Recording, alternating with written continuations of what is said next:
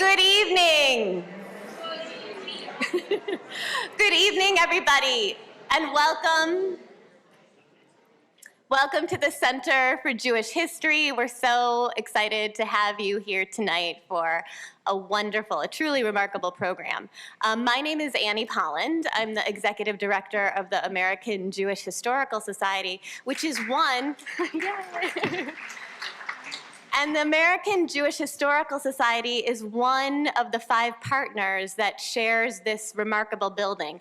And in this building, there are over 100 million artifacts that tell the story of the Jewish people, 800 years of history, all here. So we're here in this beautiful auditorium, but one of the things I like to do while we're here is point out what we can't see from the auditorium, and that is this.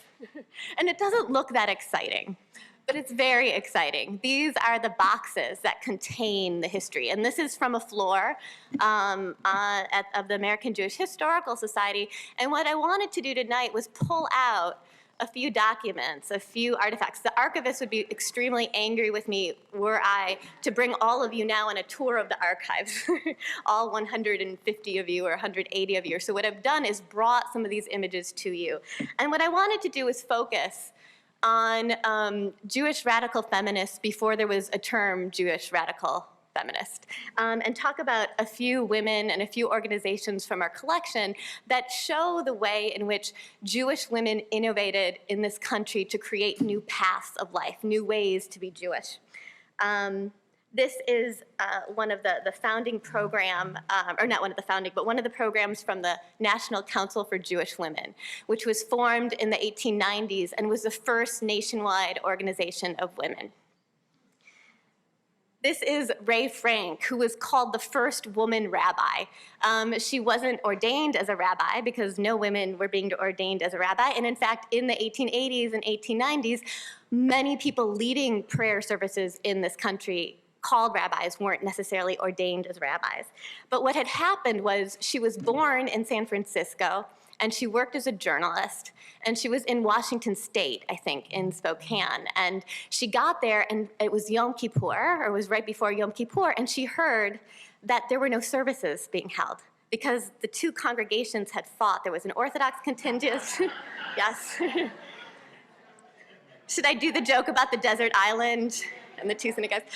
So Ray Frank said, this is crazy, there needs to be a service. And so he said, well, we'll organize a service if you lead a sermon. So she becomes the first woman to lead a sermon, to preach from the pulpit in a Jewish synagogue in the country. So she was known as the first woman rabbi, sometimes the first girl rabbi. If you want to learn more about her, please come visit us. And we have boxes of information about her. Also, you can go online and learn about her from our online archives. My favorite, Emma Lazarus. She wrote a little poem called, called The New Colossus that in many ways redefined the meaning of the Statue of Liberty and added new components to our understanding of what America is. There's much more to her, and I also just want to acknowledge that her biographer, Esther Shore, is in the audience tonight. So if you want. This is one of the first episodes of the American Jewess, which was the first publication about Jewish women that came out in the 1890s. We have Betty Friedan, and this comes from the papers of Shirley Joseph, who gathered a lot of the information of women who had attended the UN conferences that were so important. And I chose this to show you because Joyce Antler, who you're going to hear much more from, I promise I will get off the stage. Joyce Antler drew upon these archives to write the book, to help write the book that she wrote. And of course, another collection that's extremely important are feminist Haggadahs that come from the Jewish Counterculture collection. So you'll hear more about the context that produced these objects tonight, but I wanted to give you a little bit of the behind the scenes. A reminder that when we do programs here, the program is just one element of what we do, and we want to invite you to use our beautiful reading room to learn more about this history and use our online resources as well. So now, without further ado, I want to introduce the true star. There are many heroines and stars tonight, and many of them are here. But the person who brought this all together, of course, and who wrote this magisterial work is Joyce Antler. And I'll do a brief introduction, and then she's going to come and take the stage. So Joyce Antler is the Samuel J. Lane Professor Emerita of American Jewish History and Culture, and Professor Emerita of Women's, Genders, and Sexuality Studies. She's the author of 10 books, including You Never Call, You Never Write, A History of the Jewish Mother, and The Journey Home, How Jewish Women Shaped Modern America, and many more. And I also want to acknowledge that she was a founding member and a leader of the creation, a leader behind the creation of the Jewish Women's Archive that we'll be hearing more about tonight as well. So please join me in welcoming Joyce.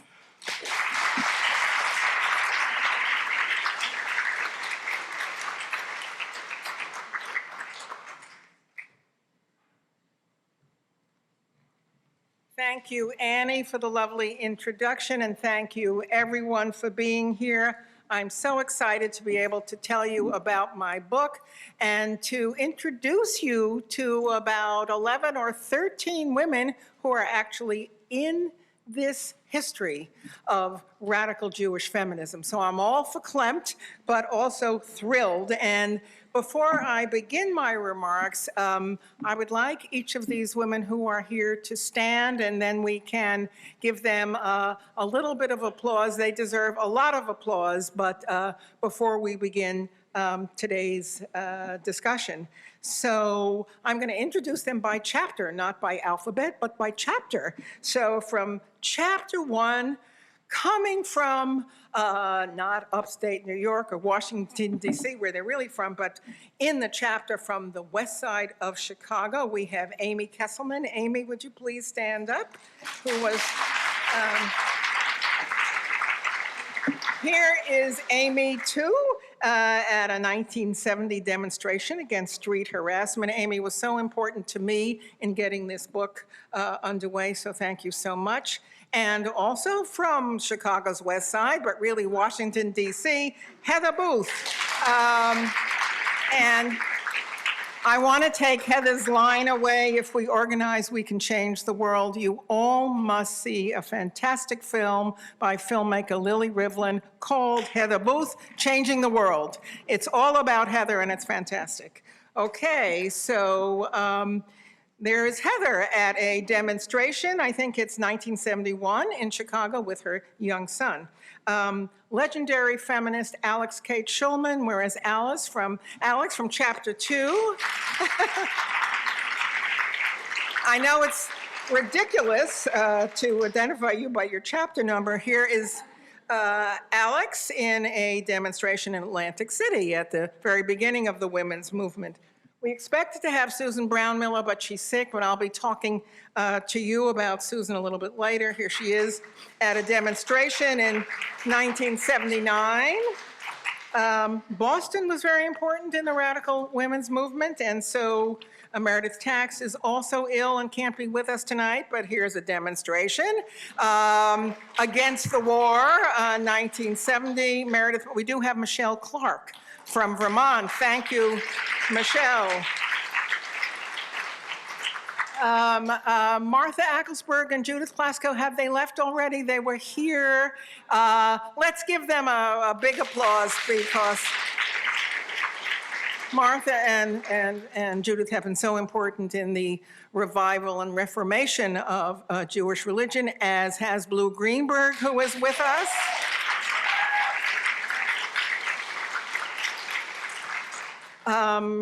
From chapter 6, discussion of radical Zionism and radical feminism, Aviva Cantor. Thank you, Aviva. Irina Klepfish, I just saw Irina. De Wilde Chayes, the Lesbian Jewish Feminist Collective. What a remarkable contribution you have made. And Melanie K. Kantrowitz, also ill, but we want to give acknowledgement to her with Irena as well. Demonstrations, Jewish lesbians against anti-Semitism and racism. Thank you so much. Letty Cotton Pogrebin. has done so many things for feminism here at the New York Women's Seder. Thank you, Joan Roth, for that wonderful, iconic photograph, and Phyllis Chesler also, where is Phyllis? Thank you so much, all of you, for being here. Now, as I said, this extraordinary group is about a quarter of the remarkable women in my book, Women Who Changed the World. They represent many different perspectives and pathways. They're writers, organizers, teachers, activists.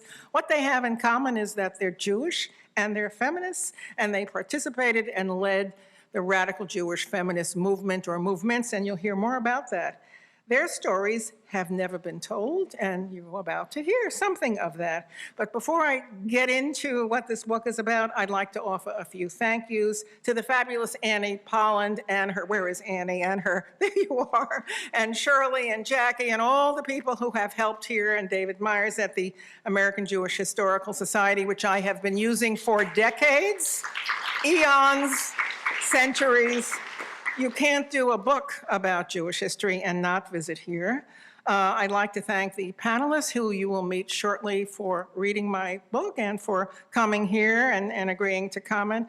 To the Antler clan, my husband Steve back there, and my daughters Lauren and Rachel, for listening to me talk about this book for at least 8 years. Isn't that right? Thank you so very much. And thank you to Eric Zinner, my editor at NYU Press, and to Hasia Dina, editor of the Goldstein-Gorin series in American Jewish History, and again, to the women who are here. Now, my book tells a story that I said that has been virtually hidden from history, and that's very peculiar because we know Jews are the subjects of lots of history and they like to write histories. I would say that while we know a lot about Jewish women's participation in other social movements of the 20th century, like civil rights, thanks to Deborah Schultz, who was also here somewhere. Thank you, Deborah. And we know about their participation in liberal feminism, Betty Friedan, Bella Abzug, and others. We know very little, if next to nothing, about what they have done in radical feminism. By that, I mean the movement that called for the radical restructuring of society, politics, and culture, not so much piecemeal reforms. Why has the story of Jewish women in the movement been so neglected? It's not a conspiracy. It just wasn't told. These women have mainly been considered white at the time. There weren't many women of color in the women's movement, and they just kind of have faded into the background. Now, the story hasn't appeared in books about American Jewish history either, not in feminist history, not in American Jewish history. And I mentioned the historian David Hollinger, maybe some of you might know that name, who took Jewish historians to task for concentrating on the histories of Jews in their communities, communalist history, not so much what Jews did dispersed out there. He called that dispersionist history. And he said if we had a more inclusive history, what we would do is focus on radical feminism. He really did say that. So I think he's very happy that that has now happened. Now, I began to tell the story a little bit 20 years ago in the book I wrote called The Journey Home, How Jewish Women Shaped Modern America.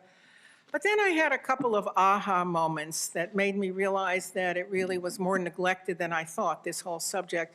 One happened when I was reading a very wonderful book, an anthology by Rachel Blau Duplessis and Ann Snitto called The Feminist Memoir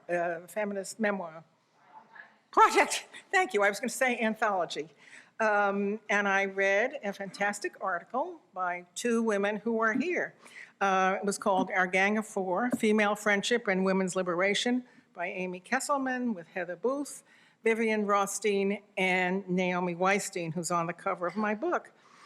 And it was the first article in this wonderful book, and it really talked about motivations for activism, what these women had done, and I thought, gee, I wonder if these women are Jewish. It wasn't really talked about in the book, except in the case of Vivian. Vivian was the daughter of Holocaust survivors. And I had met Amy once, and I wrote to Amy, if you recall, and I said, were you guys Jewish? Is this something that's like, what about this? And Amy said, I think we should have a conversation.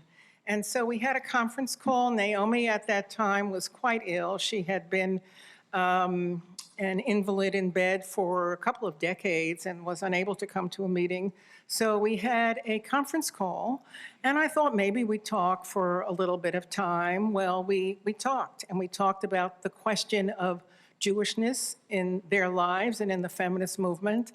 And then 2 hours went by, and if you recall, Naomi said, I think we have to have another conversation about the Holocaust. And so we did. We had another conversation about the Holocaust, and this was a subject that I hope I'm not saying anything wrong, but that you really hadn't talked about all that time. So I wrote a draft of the article that I had been working on for a publication, and I sent it to the 4 women. And I remember in particular, Naomi said to me, I didn't say that. And it was about, well, problematic aspects of anti-Semitism and the left and the women's movement. And I said, well, let's figure out what the story is. And so we had a conversation that extended, and I understood the issue more than I had when I began. And I did publish the article. Naomi said to me something that was very meaningful and remains meaningful to me. She said, you know, we're no longer our gang of 4. I think we're now our gang of 5, with me on the way to the synagogue. Well, it's not that she was becoming more Jewish, but it was kind of reflected in an opening to think about this subject. So that was one aha moment. Another was a conference that I held at New York University when I was a fellow there at the Goldstein-Gorin Center with Hasia. I think it was in 2011. The conference was in 2011. And it was on Jewish women and radical feminism. And I invited about 20 or 25 women who had been active in women's liberation, but who did not identify themselves particularly as Jews, or maybe they did, but it just wasn't primary in their lives. And then I invited another 20 or 25 women who were consciously identified as Jews. So they called themselves Jewish feminists. So 2 groups of women, usually kept separate. For the most part, they didn't know each other. And it was a great conference, by the way, and people still talk about it. But when I invited a couple of people to this conference, several women said to me, a conference of just Jewish feminists, just Jewish radical feminists? What about other women? You know, or aren't you isolating Jewish women to talk about them, to talk about this subject? And that to me was also a kind of revelation, you know, like, how do we kind of break the taboos of having a conversation about subjects that people just maybe it's been far from them. So that was one of the challenges in writing this book, of dealing with issues that people hadn't put in the forefront of their lives. And also bringing together these 2 aspects of radical feminism, the women's liberationists and those who were more Jewish identified.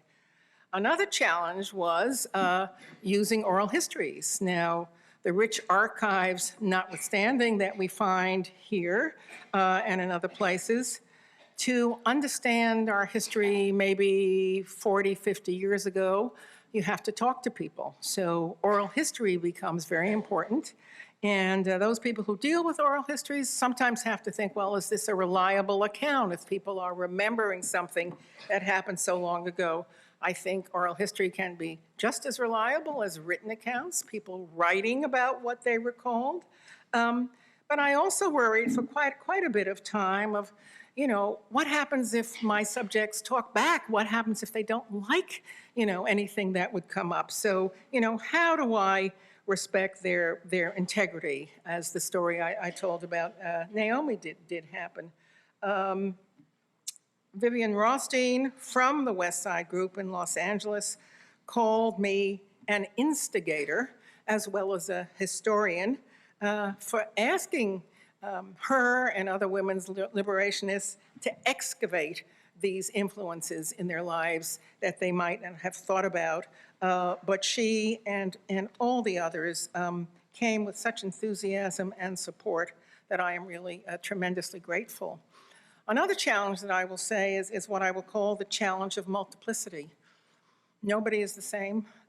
There are so many different perspectives, and over a lifetime, those perspectives can change. We talked today about intersectionality. We know that people are complicated and are intersections of different aspects of being, and how, as a historian, could I reflect that multiplicity? So I made two decisions. One is that I organized the book by collectives, by groups of women together.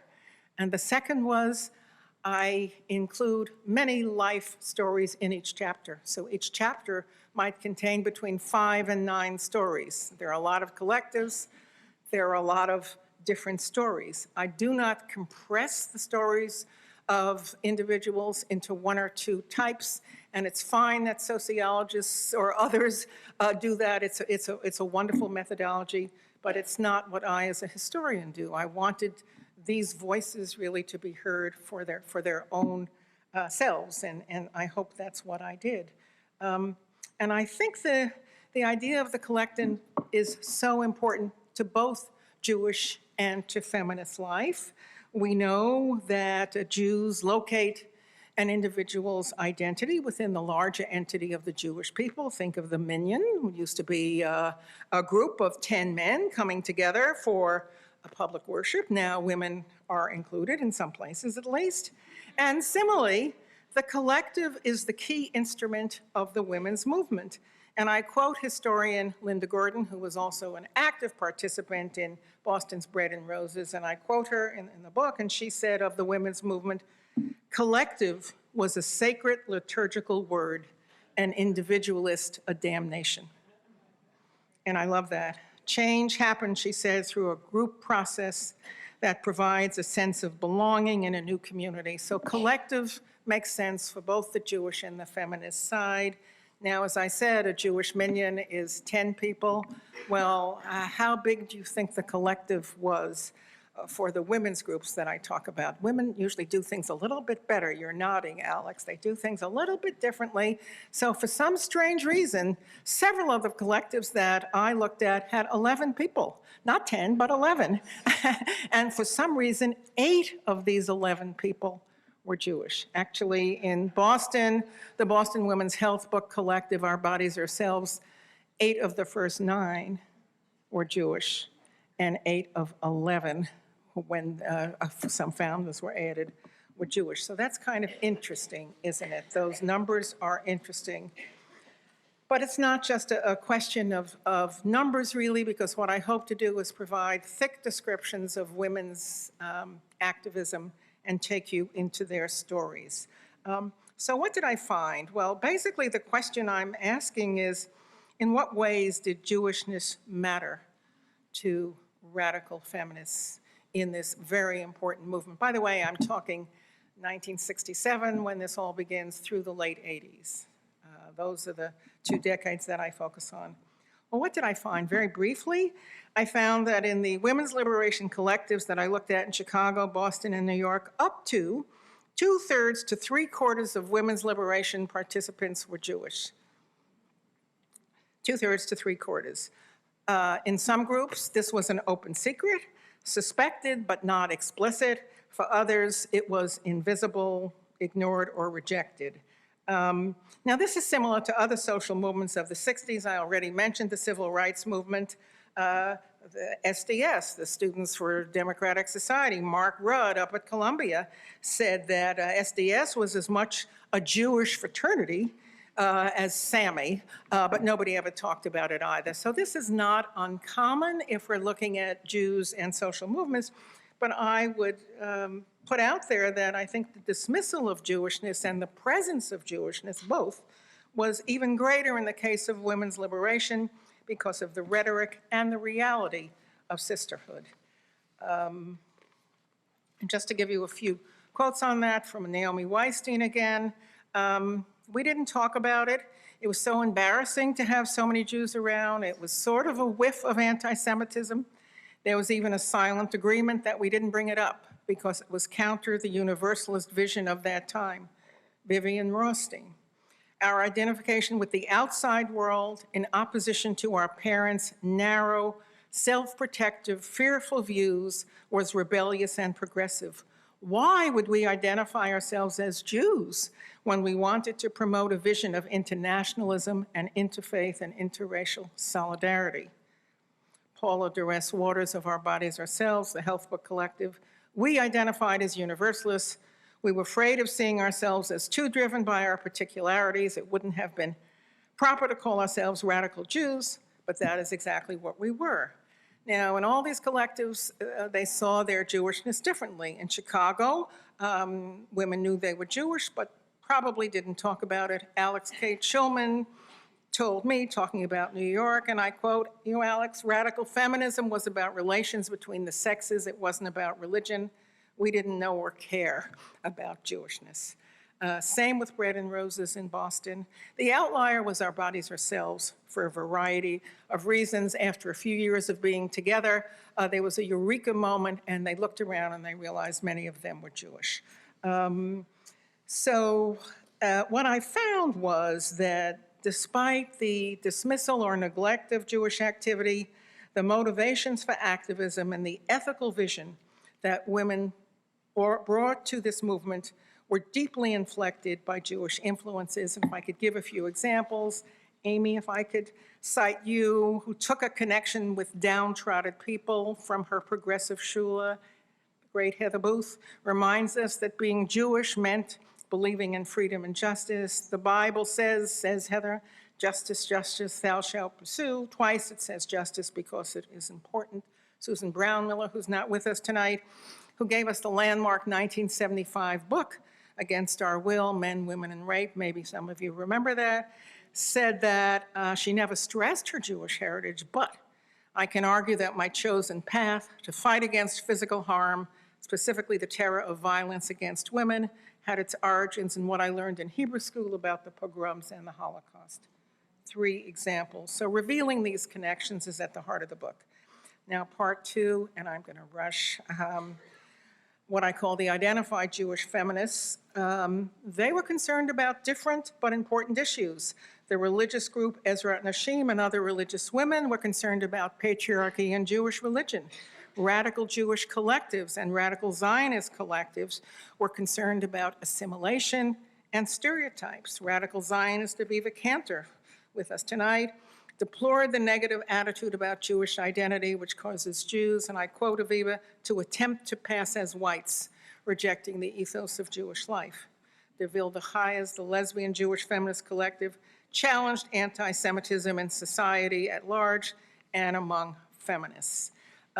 Many of these Jewish feminists were directly transformed by encounters with radical women's liberationists, and Judith Plaskow, the great Jewish theologian who was just here, told me a story which I tell in the book, and we talked about it just before. She was transformed when she heard Naomi Weinstein speak in 1969 at Yale. That's the moment that she became a radical Jewish feminist. So the connections between these two groups, which haven't really been talked about, are very close. Letty Pogrebin writes powerfully of her journey from universalist feminist to Jewish feminist. Woman wasn't my only significant identity, she said, I was also a Jew. Phyllis Chesler talks about coming out as a Zionist at a conference in 1981 of the National Women's Studies Association. And there are very difficult issues of feminism and global feminism that I tell later on in the book. Zionism as racism in the UN Women's Conferences becomes a very important issue. If I have a few minutes, do I, Annie? I just like to, how many minutes do I have? Give you a few snapshots. How many is that you're looking at me? 4 minutes, 5 minutes.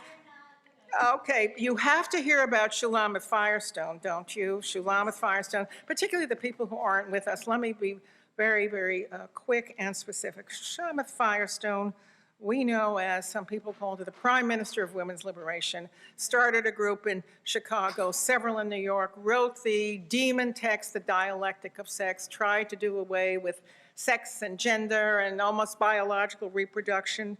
Did it matter that she was Jewish? Did it matter that she came from an Orthodox Jewish family, that she tried to escape? One of her sisters, a rabbi, talked about being raised in, this rigid family. And after her death, thanks to Heather and several others, there was a round-robin correspondence of Shuli's friends talking about what did Jewishness mean to her, and I was part of that conversation. But I want to read to you something from her other sister, Leah, who was part of several groups with Shuli. Just this: when Leah went to Shulamit's apartment after her death, and she died alone, undetected for a week, when she went to her apartment, she found her sister's book of Psalms, the pages very frayed, taped together multiple times because of overuse, and annotated in her handwriting with which to say which conditions and how many times to say them. She did a lot of prayer, a lot of saying of Psalms. The prophetic tradition was very important to her in these last years and maybe longer. I think very much that Judaism was extremely deep for her, said Leah. It never left her. This story is so poignant. I heard the exact same story from the daughter of the great writer Anzia Yazeska, who died alone in her room. She was a writer in the teens and the 20s, and her daughter, who I knew when she came to a conference I had at Brandeis, and there was the Bible with frayed pages, almost as if to leave orthodoxy and to develop yourself as a feminist. There are those frayed pages and the prayers you say to yourself, if not publicly. The chapter talks about the great feminist Ellen Willis and her trying to understand her brother's becoming an ultra-Orthodox Hasidic rabbi. She writes a tremendous essay in Rolling Stone. People say the best essay perhaps ever written in 1977, I believe it was. And if I have only 2 minutes left, this is really hard, I must mention the name of Esther Rome to you, of Our Bodies, Ourselves. Esther Rome, who died in 1995, was an observant Jewish woman, one of the nine that I mentioned in the Boston Women's Health Book Collective, which included a child Holocaust survivor, one who had been to Orthodox day school, several red diaper babies. But because of Esther, who was innovative in terms of her health, sort of blasting new feminist paths of health, but kept traditional, kept kosher, insisted on observing the letter of the law, the women of Our Bodies, Ourselves came to celebrate Jewish tradition. And one of the non-Jewish women that I interviewed said, because of Esther and others, non-Jewish activists learned from Jews how to organize, how to know, how to demand accountability. Her dogged scholarship refused to give up, talking about her work on toxic shock syndrome. Nobody else did what she did, said Swenson. That's one of the non-Jewish founders. Her work belongs in the Smithsonian. She was a Jewish scholar in my eyes. So giving you another sense of what's Jewish about groups that we don't know. And just to close by citing some of the Jewish identified people, I wanted to mention Martha Acklesberg, who started with others the group Ezrat Nashim, which became a very important religious reform group in the conservative movement. And she had been part of the New York health movement, and then was part of a beginning Havurah in New York, sort of counterculture, lay-led prayer group. And one day, she had a feminist clique moment. She was present at Shabbat morning services when a discussion of the meaning of prayer, a male member of the Havurah attempted to explain the emotional content of an uplifting spiritual experience as comparable to ejaculation, a spiritual climax compared to a physical one. That analogy shocked Acklesberg.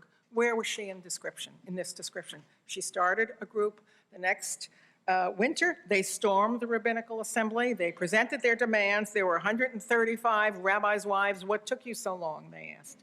And the seeds have been planted. There's so much more I can say. The difficulties of trying to be Jewish within the socialist feminist movement and other places, Susan Schechter and others writing how uncomfortable they felt as being out as Jews and how difficult it all was. And that happens more in the global feminist movement as well. So in conclusion, Annie, there you see I said those words, skipping about 10 examples that I wanted to tell you. in conclusion, there is one thing that I think I should say, that in spite of the diversity of this panorama, and it's tremendously diverse, nobody had the same perspective. They came from different backgrounds, had different political, ethical, and religious views, but there were certain things that drew these Jewish women together. And even if I have to rush through these, I'd like to tell you what, briefly, these factors were when we can talk about Jewish radical feminists as a group. And there were 5 or 6 of these that are important. A sense of themselves as outsiders, more precisely, the dual experience of being outsiders as well as insiders. A way to turn natural assertiveness, boldness, what was called pushy, loud, aggressive, and unfeminine, into positive behavioral styles. The willingness to challenge authority, used as a platform to affect social change. The affinity for critical thinking, as in the example of Esther Rome. The role played by Jewish values, whether religious values or secular values or the values of labor Zionism, all important in terms of values. The importance of remembering history, especially the Holocaust, comes up everywhere. And then I do want to say that in spite of these commonalities, these radical women would reject tradition they found oppressive, whether religious tradition or whether tribal exclusiveness, the Jews as opposed to everybody else. And they were determined to fight against second-class citizenship, even if it meant breaking with men in their communities or women in the feminist movement. Each of them lived feminist, radical lives in powerful and innovative ways. And Irina, if I may quote something that you said that I love, how each of us shapes our life, shapes history. And I think these women shaped history. And the final conclusion is, I believe that all of these women shared a very broad vision, which is captured in a statement by Meredith Tax. And Meredith said, and everybody at the conference, I think, agreed with her, there is no solution to the problem of Jews except as part of the solution to the problems of everyone. And I think that was well represented by so many of these women in the book. So thanks for your indulgence.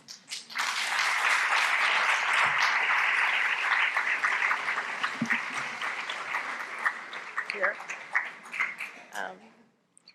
Thank you so much. And I'm sorry to cut it off, but I just want to make sure we're able to engage in a conversation. I know that there are many people in the audience as well who will want to engage in conversation, and we want to make sure there's room for that.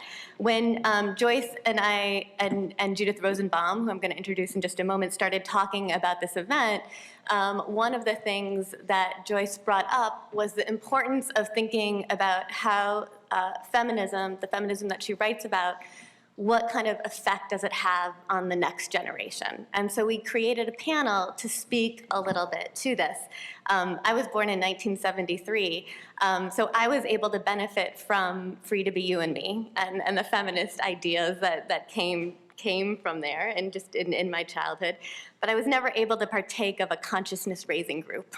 So one of the things I was jealous as I read this book, thinking about these different groups and communal groups that came together to talk about these issues. So I'm excited here in some way to create some kind of a consciousness-raising group. I'm going to introduce our panelists, and we'll begin in a very decentered conversation.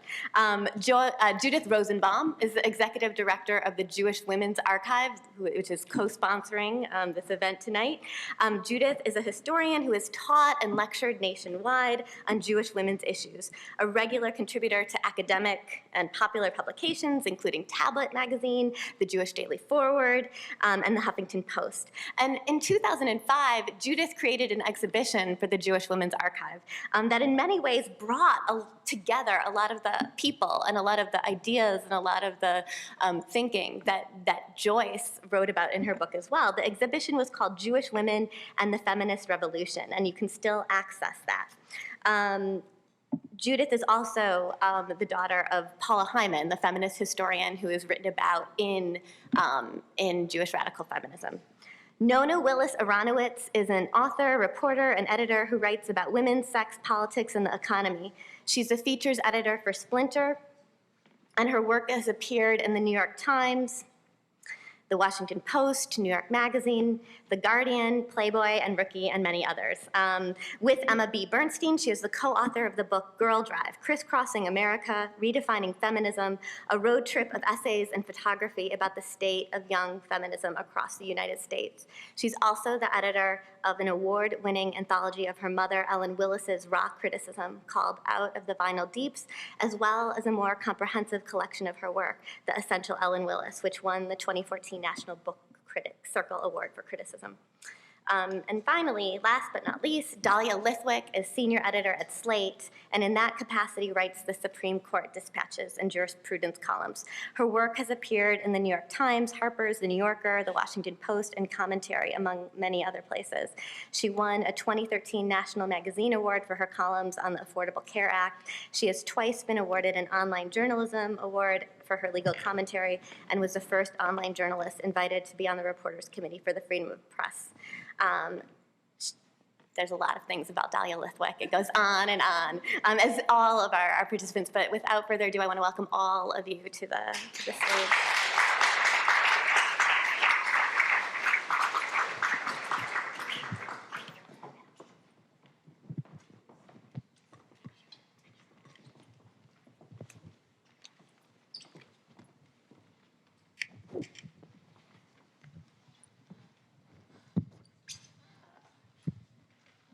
I'll start with a question, but then everyone's going to chime in with their own questions and answers. But my question at first is for Joyce.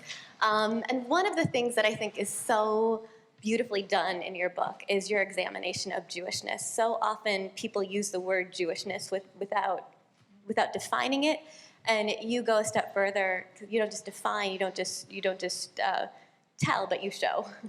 And you show the various ways women experience their Jewishness.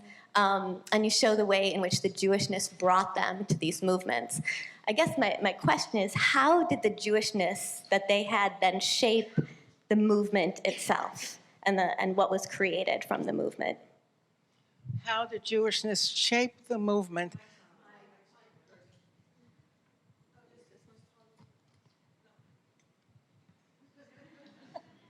That's a great question.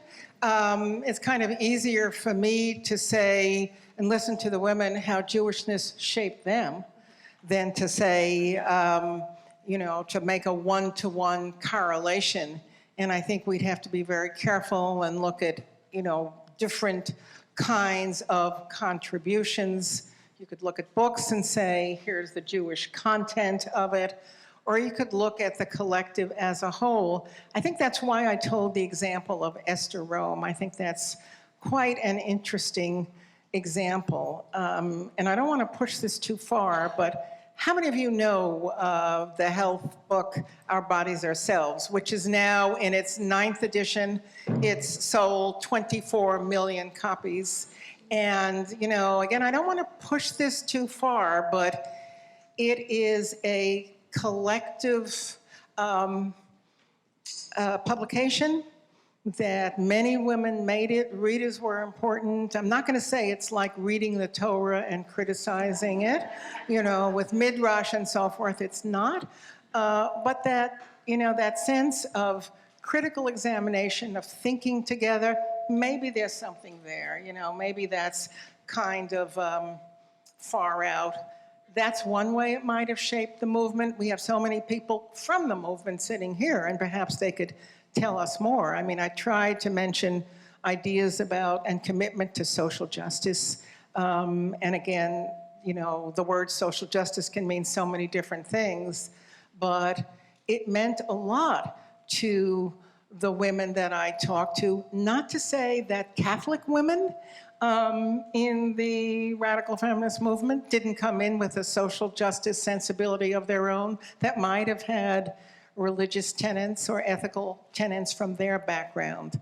So, I'm kind of grappling with making too close a correlation, but yet recognizing that I think Jewishness did make a difference to the movement in a variety of ways, but I hope we'll have other people talk about that. Judith, we share. We're a collective already. Judith, you grew up in a feminist household, and one of the things we were talking about earlier was how every Sunday night there'd be grape leaves served and the women would come over, and you just thought like every household had this, women come over Sunday nights for these sessions. And you're in this unique position, not only to have come from this background, but then to have studied it, to have become a historian. And I'm wondering what your take is on feminism today and the challenges of feminism today. What is something unique to this generation that maybe wasn't experienced by the past generation? Of Jewish feminists specifically, or Sure. So I feel very lucky to be a second generation feminist and to have grown up. Really, the gift that I grew up with was a sense that being Jewish and being a feminist were totally compatible, and that was an incredible amount of work that was done by many people in this room to make it possible for me to feel that that was my birthright.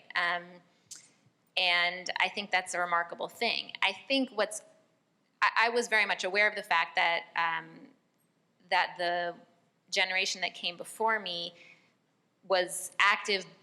Their world was about breaking down the compartmentalization, and they straddled many different kinds of activism. So I saw that modeled for me, that you could be a feminist in the broader feminist world, and you could also be bringing that into the Jewish community. I think what's happened in the last 20 or 30 years, as Jewish feminism has become a robust thing all of its own, a robust movement, is that girls can grow up in Jewish feminism and actually not be connected to feminism beyond the Jewish community. They are so deeply in their own sense of what Jewish feminism looks like and sounds like and tastes like, and all the different ways to be active as Jewish feminists, that they're not always connected to the broader feminist movement. And so I think that that's one of the really, but to me, it doesn't make sense if it's cut off from that. So I see in my work at the Jewish Women's Archive, we work with young women. We have a fellowship of teens who are really incredible and give me a lot of hope for the future. And they also have this sense that, of course, they can be Jewish feminists. And they're very interested in trying to figure out, okay, so what does that mean, though, in terms of how I connect to the broader feminist world, and what is my relationship to feminists of other backgrounds and of other races and of other religions. And part of what we try to do with them is give them opportunities to have those conversations across community, because they're missing something, I think, about what Jewish feminism is if they're only having the conversation internally. And are there any conflicts ever for this younger generation, between being Jewish and being a feminist? No. Yes, I think the conflicts. So one of the things that was really interesting to me in reading this book is seeing just the kind of pervasive silence around Jewish identity, which I also had noted, like Joyce, in reading many of these books when I read Susan Brown Miller's memoir In Our Own Time, and noticed that she named, every ethnic group by its ethnicity, and Jewish feminists were just named as white. And so I noticed that, and I, again, reading your book, saw how pervasive that kind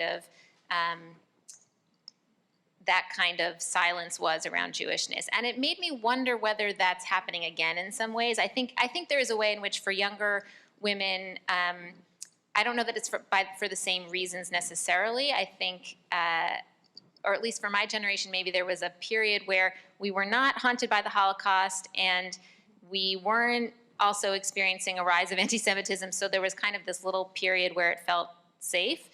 Now I think it is harder. I think there's, particularly around issues around Israel and around anti-Zionism in the feminist movement, these are the questions I get all the time from people, sort of like, how do I show up? How do I stay engaged? How do I put myself out there as a Jew without making everything about this one particular issue? And Nona, you also grew up in a household where being Jewish and being feminist wasn't in conflict. And I'm wondering if you could speak a little bit to your childhood and how you came to your own idea of feminism. Sure. My mother was Ellen Willis. She did not shy away from her Jewishness at all, but was decidedly secular. She was culturally Jewish, and so am I. I'm not at all religious, but I do think of myself as specifically Jewish in that New York kind of socialist way. I went to I went to a socialist Jewish summer camp where social justice was really in the water there, and I was raised in this kind of leftist household that didn't necessarily plunk down a canon of feminist literature in front of me, but just sort of assumed that, you know, men and women were equal and you could do whatever you want. And then later when I became interested in the feminist movement sort of on my own, then that's when my mother sort of gave me things to read. And I didn't really think of Jewishness as a key part of my feminism, but I certainly never saw it in conflict. And then just actually recently, after Trump's election and after this sort of spike in some anti-Semitism coming back, I did start to feel more Jewish. For the first time in my life, actually, I felt being a little bit different and a little bit separate from the rest of white America.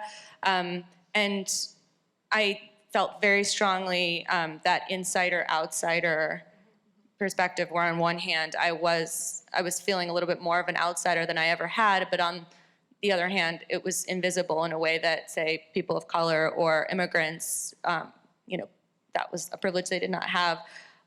So I felt very strongly that I had to be an ally, and I've always sort of felt that way as a Jewish woman.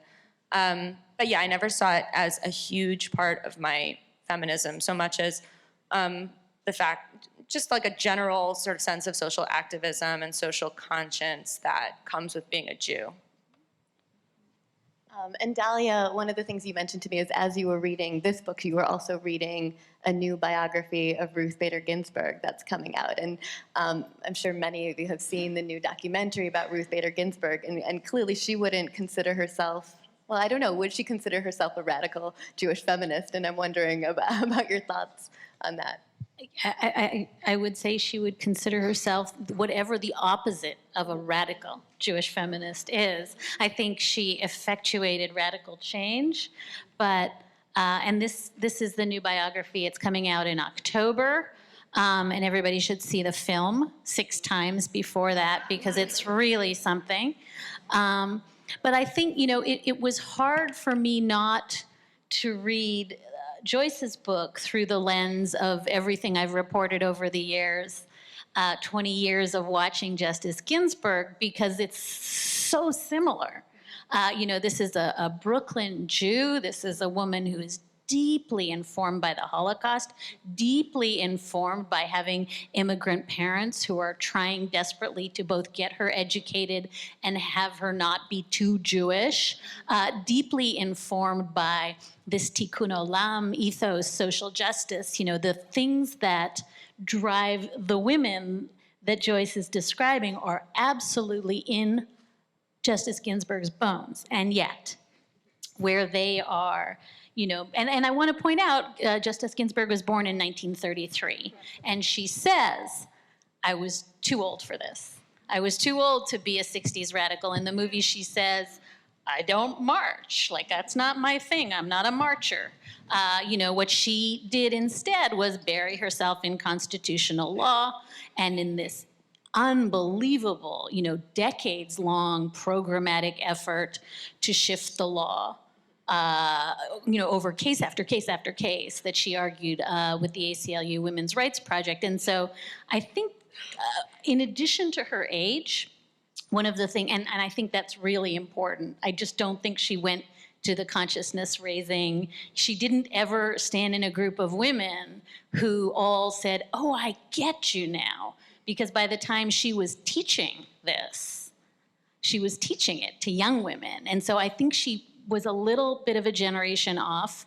But I also think the really interesting thing, and I would love to hear Joyce's thoughts about this if she wants to reflect on it, is that Justice Ginsburg really deeply believed that it was her job to center men in this conflict. And in the movie, she has this amazing line, to center men, to make men understand the feminist project. And in the movie, she has this amazing line. She talks about her mother, again, strong Jewish mother, right shot through the book. That's Justice Ginsburg's mother. But she says her mother gave her 2 pieces of advice. 1, be independent. 2, be a lady. And if you try to hold up the idea that she has of ladyhood, it's just not this. It is the opposite of setting things on fire. And so she describes, and I'll end here, but it's a lovely thing that she describes in the movie, and she does it in talks, that when she would get up and talk to 9 men justices at the US Supreme Court in the 70s, she says, it was like I had a kindergarten class. And part of you is like, well, yeah, but part of you thinks, isn't it amazing that her job was shuttle diplomacy between womenland and menland? And she felt really deeply that her job was to be nice and be polite. And when then Justice, later Chief Justice Rehnquist said to her, oh, didn't women get enough when you got the Susan B. Anthony coin and she wanted to throttle him? She just smiled and said, not really. But I think what she models is something profoundly different about making sure that your male allies are right next to you in the fight. And that's totally a Ginsburg quality that right to this moment, and the way she talks about her friendship with Justice Scalia, it is about privileging the responsibility of explaining and of persuading. That's the project. But there's also a piece that Justice Ginsburg often quotes as something that really moved her and that she thinks about, which is this letter from Henrietta Zold that Zold wrote in 1916 when her mother died. And a friend of the family asked if, a male friend of the family asked if she would like to have him say Kaddish on behalf of her mother. And she writes this beautiful, incredibly gracious letter turning him down and explaining why, very radically, why she thinks that she has the right, in fact, the obligation to say Kaddish for her mother, even though she is a woman. And she ends with this, very grateful, gracious line about, of course, I hope, what you're offering is so kind, and of course is the thing that it would be much better, much more accepted, and my idea is sort of radical, but you understand me, don't you? And really welcomes him into it. And Justice Ginsburg quotes that as being something that she takes inspiration from and that she thinks of when she says in her autobiography, and also in something she wrote for JWA, when a colleague on the court is, taking a particular kind of approach. And so I love the idea that she could draw strength from other, and very intentionally draw strength from other Jewish women who were making radical claims in her kind of very gracious language.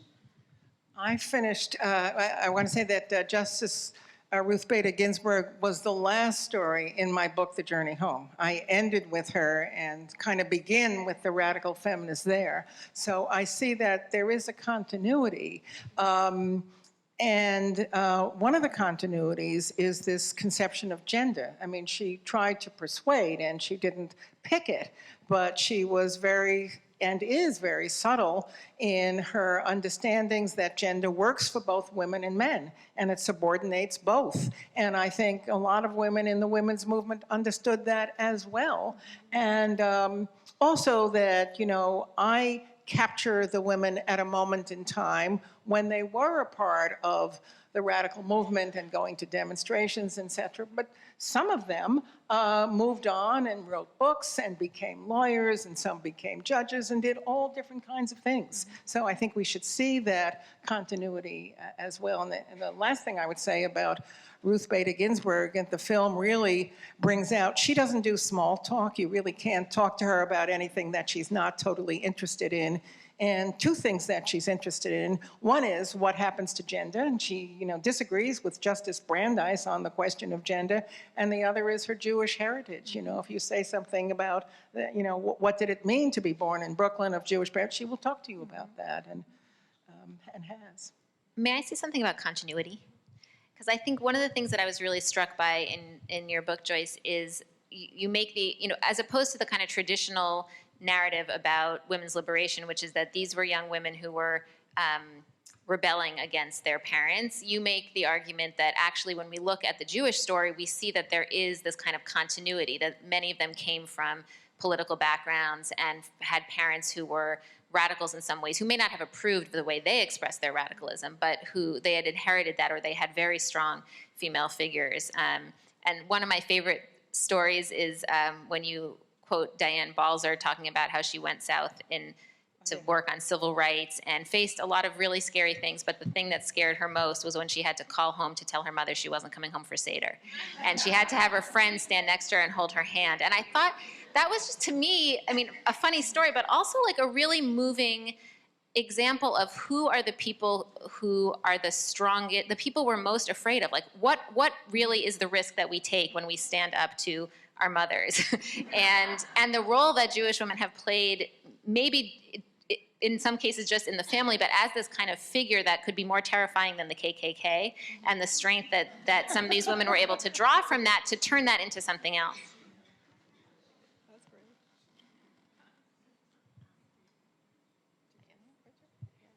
Do you have any questions that you want to ask of more? And more questions? Well, I have a question that I was struck by how gorgeously artistic this revolution was, and that it involved rock bands and burning stuff and making art and poems, and it was just so gorgeously creative. And I thought to myself, my sisters, we knitted pink hats.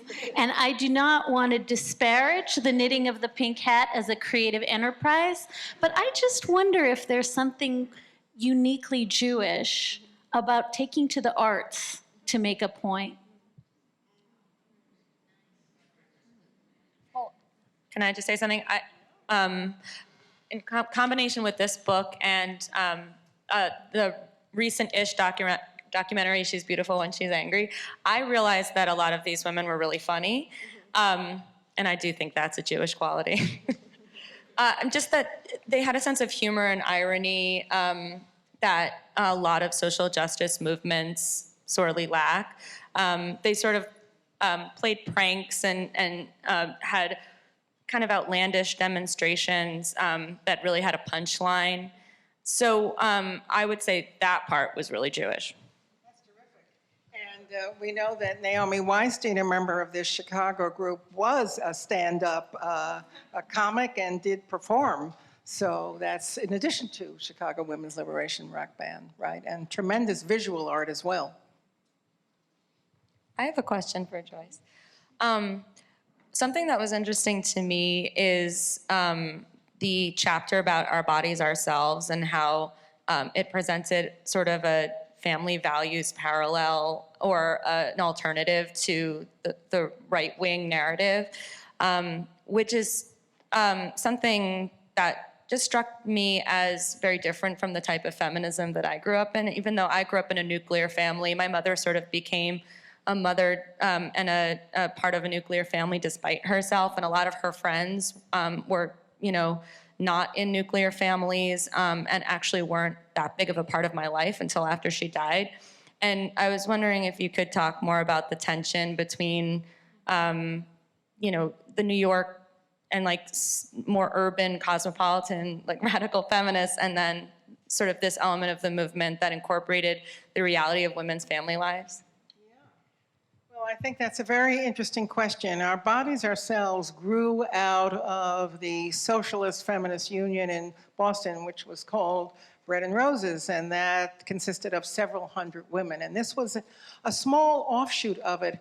The women were slightly older, that meant late 20s. Some of them had children already when they got together from the first consciousness-raising groups. So there was, as you say, a different ethos, and they felt it. They felt that they were different. They were at a different life stage, slightly before the others, as opposed to the women they had been in groups with. And in fact, Their second book after Our Bodies Ourselves, was it called Our Children Ourselves, something like that. It wasn't as successful, but they were fully aware that part of the women's revolution could be family oriented, and it could be, as you say, an antidote because of right-wing notions of the family. This was sex positive, family positive, children positive, women's liberation, and they took their stand on those grounds. And I think it was part of the glue that kept them together. These women have been together, expanding the group for 45 years now. Their children, their grandchildren, their neighbors have grown together. So, you know, I think it's family positive, but also community positive in a very interesting way. And we have Oh, 1 second, we'll get the microphone to you. Michelle from Bread and Roses. Michelle from Chapter 3. I wanted to say that you have to think of 1970 as coming really still in the middle of tremendous mother blaming, particularly Jewish mother blaming. So everyone in collective number 1, which I was in, we were terrified to be mothers, to have children, because we were completely both caught up in mother blaming, both internally, I'm speaking for myself, but I think for others too, and didn't have any perspective on mother blaming. That came later. And then particularly Jewish mother blaming, which we weren't, which was, I don't know when Portnoy's complaint came out, as sort of 69. So that's sort of the apotheosis of mother blaming, the Jewish mother blaming. So that was all part of becoming a parent, at least to me and friends of mine in Boston, most of whom did then become parents, quite frightening.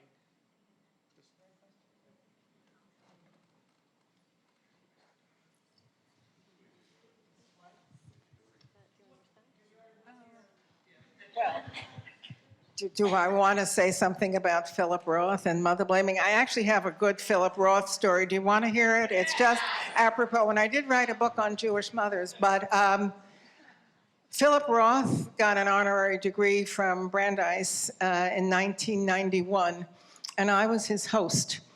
That meant we came down the aisle together, and he couldn't escape. There I was next to him. I have a picture. You can see this. This is true. And 1991, Philip Roth had just written a book about his father. It was called Patrimony, and it was a very interesting book. And because Portnoy's complaint and other stereotypes that so many of the women that I write about were well aware of were in the culture, because of Sophie Portnoy, I said to Philip Roth, as we were walking down the aisle, I said, well, you've just written about your father. When can we expect a book about your mother, your real mother, And he was flabbergasted, and he looked at me and he said, why would I write about my mother? She's not the problem. My father was the problem. My mother was the one who she helped us, understand American culture and got us to school, et cetera, et cetera. And Philip Roth's perspective was always, his fiction is not the reality, Sophie Portnoy and other characters are not real, and we had to understand that. But these stereotypes did tremendous damage, and I think the women's movement was in some ways a reaction to what we felt in the culture. Well, and maybe he learned from you and the women's movement, because there's a beautiful portrait of a mother in A Plot Against America. Yes. That's a gorgeous character. Yes. Yes. Best role. Exactly. More questions from the audience. We have a question over here. And just wait, we're going to bring the microphone to you so everyone can hear the question.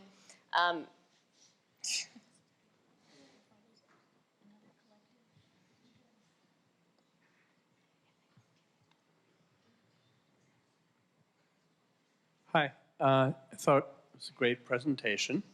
My question involves the fact that I went to Pomona College. While we were there, we had a scholar in residence named Gerda Lerner, and she came, I met her, I sat in on her sessions, and admittedly, at that time I was getting into things Jewish, And so she would go along and talk about feminism, and I would say, oh yeah, I can relate to that in a Jewish way. And I think she was sympathetic, even though I'm not sure that she particularly was religious, although admittedly I never talked to her about it, so I don't know. So my question to you is, where does she fit? Was she into this at all, et cetera? Well, I can really address this because I knew Gerda very well and wrote an article about Gerda Lerner and Jewishness. Now, Gerda Lerner was a Holocaust survivor. She came from Vienna, and she was exceedingly sensitive to questions of the outsider, of Jewishness, etc. But she did not identify herself as particularly Jewish. One year, I held a conference at Brandeis. It was 1993, and I believe it was the first conference on the history of Jewish women. And I called up Gerda Lerner, most significant historian in women's lives, really the founder of women's history. And I called Gerda up, and I said, Gerda, I wonder if you'd come to this conference and give a keynote and maybe tell us about, did it matter to you as a historian being Jewish? I didn't say that right, but please talk about your Jewishness and your work in history. And she hung up the phone. She hung up the phone and says, nobody tells me what to do. 5 minutes later, she called back and said, that was the most profound question that anybody asked me, why I'm a historian and what did being a Holocaust survivor mean to that. And she wrote a wonderful book called Why History Matters, an essay book. 2 of the essays relate to her Jewishness. Profound to her, so deep and so traumatic that she wasn't always willing to discuss it. I could tell you more, but we certainly did have to respect that. But afterwards, she was much more open to considering her Jewishness in the context of feminism.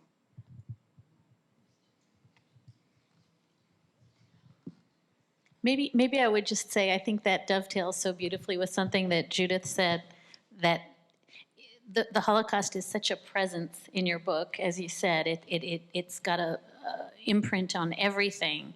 And one almost feels as though this one generation of feminists was almost too close to the Holocaust, and that somehow our generation of feminists is too far, and that there was like a 4-second window, and we missed it.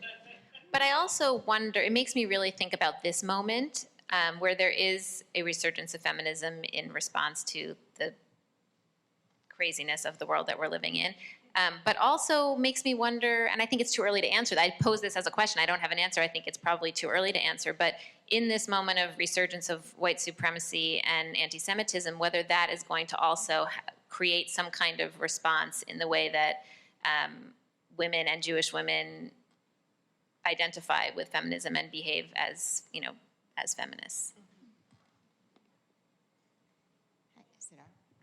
Hi, this might be a little bit of a convoluted question, so bear with me. If you're talking about how Jewishness so much affected the feminist movement, and we also know that there were disproportionately more Jewish men in like the student protest movement, right, the civil rights movement, SDS, even the Weather Underground. I'm curious, and maybe I'm not sure who's the right person to answer, but I'm curious how, since we also know that the civil rights movement and the student protest movement were not necessarily feminist, and so many women were, they were so largely misogynistic, not the women, these groups like Shulamith Firestone being sent off the stage, right, during a speech.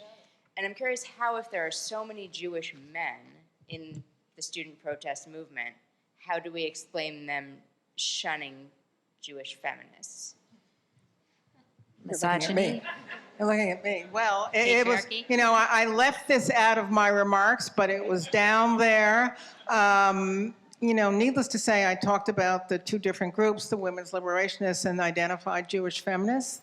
And the thing that they had in common was that they had been shunned and ridiculed and treated in a lousy manner very often by Jewish guys on the left, whether it was in the New Left or the Jewish left or the radical Zionist left or wherever it was. And I can give you, so many incidents of all of that. And it led women and we had so many here, and I'd love to hear from you, Heather and Amy and others, about, what did that feel like? Not to say that there weren't real compatriots who understood the struggle and really supported women's liberation, but there certainly was that misogynist, I can't even say that. You know what I mean. Why you're asking. Well, they were part of the culture like everyone else, and that still happens with supposedly leftist men who are also misogynists, and even Jewish men. Yeah, Amy, you had a great line about that.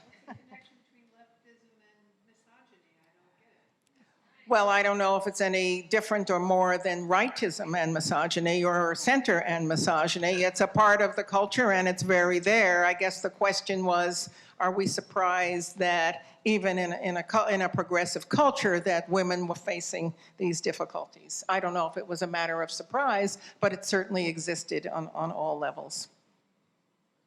Yes. Buddy.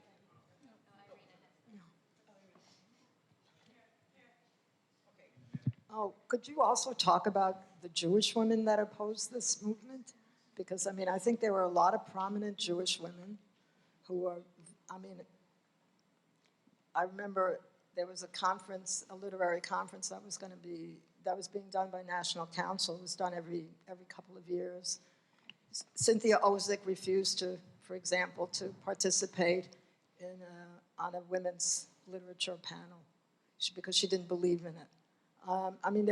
There was a lot of pushback, I think, from prominent Jewish women, not just from traditional communities, but from the secular, socialist, and Yiddish communities that I was familiar with, that were very anti-feminism, anti the women's movement, and gave us a lot of tsuris.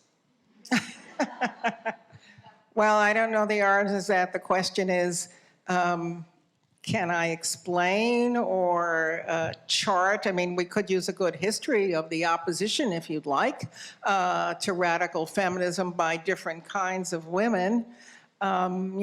Conservative points of view exist, I think, in all social and ethnic groups, including Jews. And they were very, historically and through the time of the women's movement, there have been prominent women who have different points of view. Strongly expressed. Yep. I would think one of the things that came out to me as I looked at all the stories and heard from so many people was the conflict and struggle, just as you're saying, that to be out there on the stage, to write a book, to do the kinds of things that you did, and the pamphlets and workshops on anti-Semitism and on lesbian feminism that you did, it wasn't the easiest thing in the world. And, multiply that by, so many dozens of innovations. And I think you get a sense of how innovative and how difficult it was. I have the luxury of 50 years later looking at the whole as if it arrived in one fell swoop, but it really didn't. And there were so many steps along the way. But I think your point is a good one. I think also often for women who are prominent and groundbreakers, they can get there by being male identified, right? Like the model for what it looks like to be prominent and successful is a male model. And so in order to be that, they follow that model and identify with what it looks like to fill that role. And it's a break to think about trying to create a different model.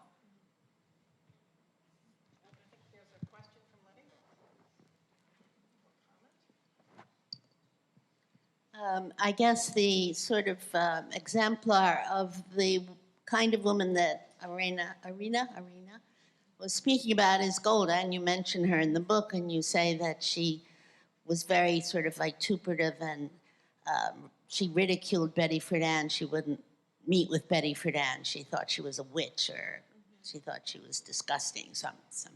And Golda, in fact, when she left the prime ministership, nothing in Israel was any better for women than it was when she took office in the first place. But my comment is, and I'd like to know if others have notice this. I have sensed that there's something quite remarkable about the difference between Jewish feminism and mainstream feminism, and that is the relative lack of backlash in Jewish feminism. Once Jewish feminists have achieved something, it kind of stays achieved, whereas all of us in mainstream feminism are just constantly trying to get back up the hill and rolling back down. But you can't unordain a woman. You can't suddenly bar a woman. You're talking about religious feminism? I was about to give examples from Okay. several, but you could fill in the blanks. Yeah, religious feminism, but then also you have women presidents. You see a BMO that's got a woman rabbi and a woman president and the head of the fundraising committee, and it no longer looks so peculiar to have what we do notice in the Jewish world now is when there are no women. It kind of is that classic New Yorker cartoon, the subject, you see 4 men on a panel up on the stage, and the moderator says, the subject of this panel is, why are there no women on this panel? And in Jewish life, that is a red flag. If somebody creates a conference or a panel and there aren't women on it, there will be trouble. There will be tsuris. And I have been part of lots of those protests that happen sotto voce, but happen. So I want to hear if others have sensed that and how you would explain that. I would add one tiny gloss, which is I think what you're describing is a very American phenomenon. In other words, the place where you're seeing massive pushback is in Israel, and that every win in Israel is met with a huge reversal. And so I think there's an amazing dichotomy that you're describing, which is it is absolutely true. Once ground is conquered in the diaspora, it stays largely conquered. I think there can be internecine fights, but it's at the margins. In Israel, the exact opposite seems to be the case, where there are wins, and then you're doing rearguard defense for years and years. So, and I can't explain that, but I think it is the bookend. Well, I also wanted to say that I don't totally think that's true. I think with wealth and success and power comes conservatism, and there are a lot of wealthy, powerful, conservative Jews who often prioritize Israel over other issues and make very uneasy alliances with people who are not feminists. So that's my caveat. I think where we see it's not exactly a backlash maybe, but I think there's a sort of passive-aggressive / aggressive, like a sort of passive-aggressive backlash that I see often, which is people saying, why are you still on this issue? We have women rabbis. And they ignore the fact that there's no pay equity, that the pay equity is worse in the Jewish community than in other places. They ignore the fact that,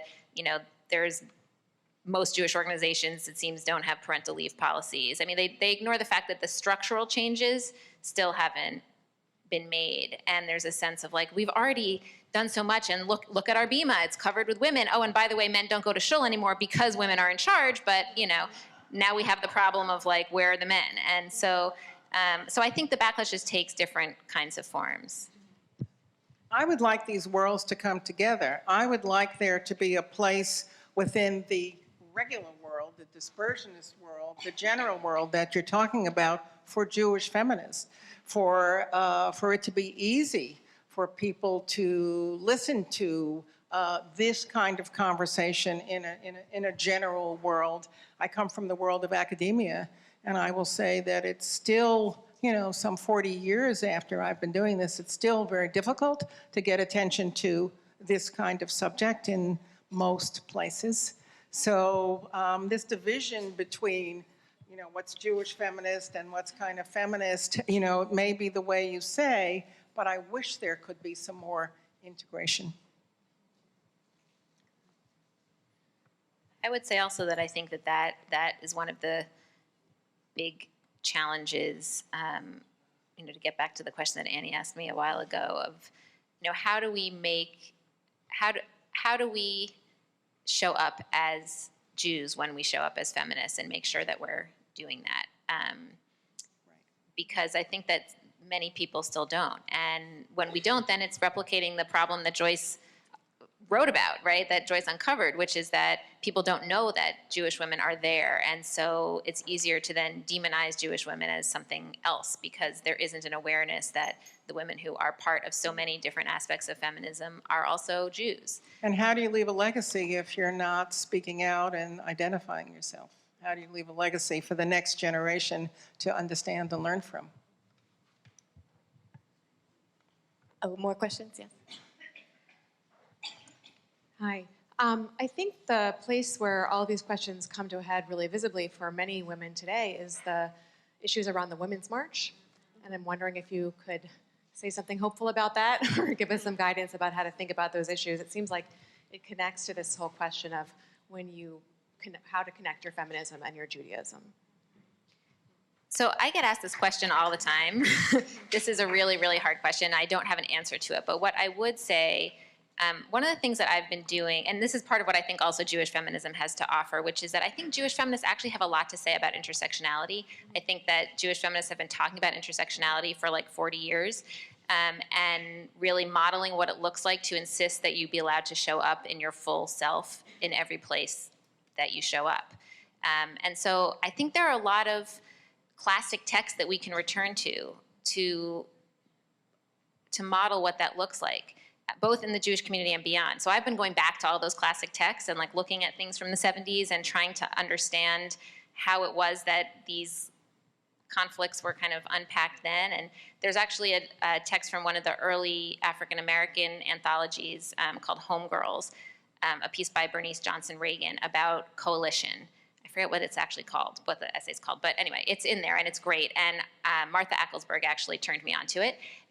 And she talks about how coalition is not the same thing as home. Coalition is not supposed to feel like a safe space. And you go home to your people to feel safe, and then you go and you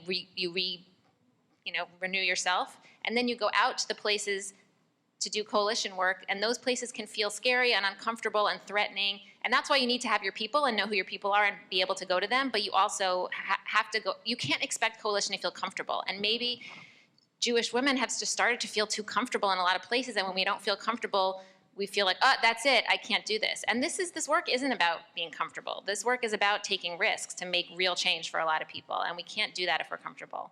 So I think we just have to take those risks. Yeah. And just to, in part to build on that, Eric Ward, who leads the Western States organization where he's fighting kind of white nationalist movements, and he worked for many years for the Ford Foundation. He did an interview with Tikkun a few months ago, where he was asked about identity politics, and he talked about identity politics happen for a reason and they're fine, but we can't just end with our identity, with that one identity politics. The idea is to use, to dig deep into your particular identity so that you can find ways to bridge beyond it, so that people are coming together to fight for something more just together, so that it's not just identity politics that we hide in, but the identity politics we take to make connections to other. That involves a lot of discomfort, but is so important. I think there's so many hands up, but I'm just mindful of time, and I wanted to, well, let's just do that last hand in the back. There was one right there that just seems very, very eager.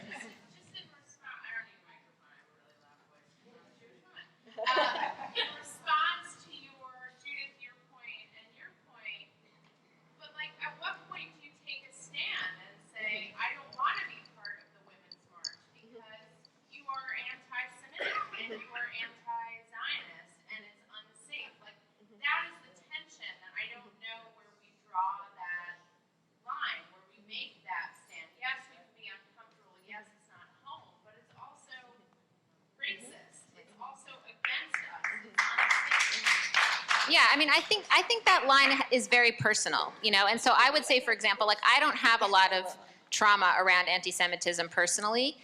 So my place where I can go and still feel safe might be different from somebody else who has a different family and life history. And I think we have to be sensitive to that. And so what might be right for me might not be right for someone else. I think, around the Women's March specifically, like we do have to stand up and say what's wrong and decide whether or not that means we're in or out of particular groups. I also think, though, that Tamika Mallory and Linda Sarsour and all those people, they're people, and they're they're imperfect, and we can't expect our leaders to be perfect. We need to help them be better leaders. Or we need to decide we have different leaders that we're going to follow. But I think I feel like in this age of kind of celebrity leadership, we really want to worship our leaders and think that they're perfect. And then it's very, very disappointing when they turn out to not be perfect. And some are more imperfect than others. I don't know. So I think it's a very personal question. I would never push anybody to go someplace that they don't feel safe, but I do feel like we have to unpack where the difference is between discomfort and safety. I might add just 2 quick points. One, I think, what Judith is saying is so salient to me because, I lived in Charlottesville, Virginia for 18 years. And I got to tell you, my views on everything changed after August 12th because it's like when it's your lawn and your shul and your children, it's just, you can't think straight. And maybe I never will again. And so it's really so important to understand how visceral this is. And I think that making proclamations for groups is problematic in that, in that moment. But I also want to say, I think the flip of that, and this is equally important, is that the real damage of the internet, the profound damage of the internet, is that you are the sum of the stupidest thing you ever said. And that really is gutting for the kind of justice work we need to be doing. And I'm not absolving, the Farrakhan's and the Tamika Mallorys to say that, but I am saying that we have the capacity now, in a way, we didn't, to absolutely write people off. And people have the capacity to say exponentially more really stupid things than they could say before. And I think that on the horns of that problem, we have to think about what we name things. I actually even balk at the word identity politics. I just call it politics. It's just only identity politics because women are in the conversation or minorities. That can't be right. So I think we have to be very careful about the language we use. And I think we have to be equally careful judging others around the language they use. I think that we are in such a freighted moment that we can't win unless we punch through that. Can I just add something optimistic?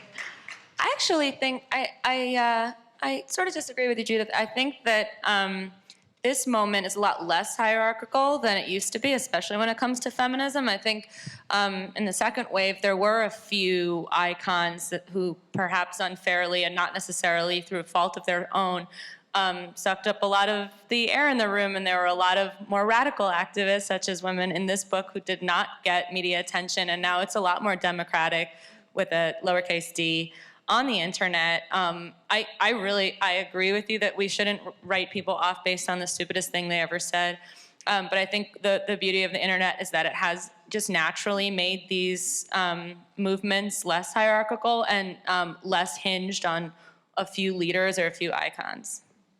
I just wanted to say, taking us back to history a little, the same thing happened to Jewish women participating in women's conferences and women's marches in 1970 and 1975 and 1977 and 1980, as we know. Silence was not a good strategy then for bringing others to a conclusion that people could agree with. Silence, I think, is never a good strategy for coalition work, and I think that's one of the lessons that the book shows. But this is not new. This is something that Jewish women, sadly, have had to contend with within complicated social movements.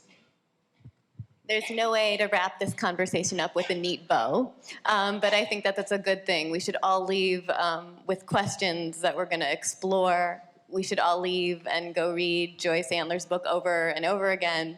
And to facilitate that, you can purchase the book right outside. Please do not do the thing where you take a picture of the book and go to Amazon.com and buy it.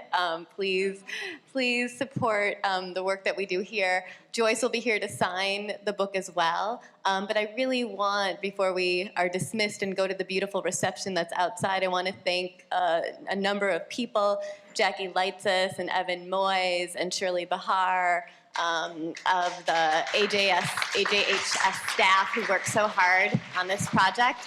And I want to thank our wonderful panelists, Judith Rosenbaum from the Jewish Women's Archive, Daliah Litwick, Noah Willis-Aronowitz, and of course, a hearty thank you to Joyce Antler for this wonderful work. And thank you to all of you for being here so we could raise our consciousness together.